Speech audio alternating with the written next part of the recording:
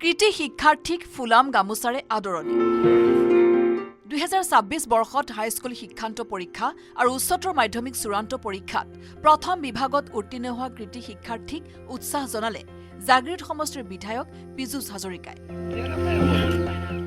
জাগৃত সমষ্টিত বাঘজাপত উপস্থিত হৈ নিজ হাতেৰে কেইবাগৰাকীও শিক্ষাৰ্থীক ফুলাম গামোচাৰ লগতে উদ্গনিমূলক আৰ্থিক সাহায্য প্ৰদান কৰে বিধায়কগৰাকীয়ে। প্ৰত্যেক বছৰে আমি আমাৰ সমষ্টিত যিমান ল'ৰা ছোৱালীয়ে হায়াৰ ছেকেণ্ডেৰী আৰু মেট্ৰিক পৰীক্ষা পাছ কৰে ফাৰ্ষ্ট ডিভিজনত তেখেতলোকক ঘৰে ঘৰে গৈ সম্বৰ্ধনা জনোৱাৰ ব্যৱস্থা কৰোঁ। আচলতে যেতিয়া মই ৰহা সমষ্টিৰ বিধায়ক আছিলোঁ 2011 চনৰ পৰা, তেতিয়াৰ পৰাই শিক্ষাৰ্থীসকলক এনেকৈ সন্মান দিয়াৰ কাৰণে যত্ন কৰিছিলোঁ আৰু এই কামটো আমি চলাই ৰাখিছোঁ।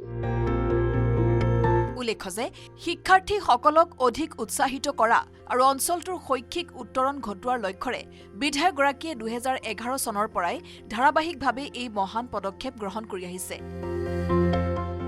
এই প্ৰয়াসে শিক্ষাৰ্থীসকলক আগুৱাই যাবলৈ সদায় প্ৰেৰণা যোগাই আহিছে আৰু ভৱিষ্যতেও যোগাই যাব বুলি আশাবাদী বিধায়কগৰাকী।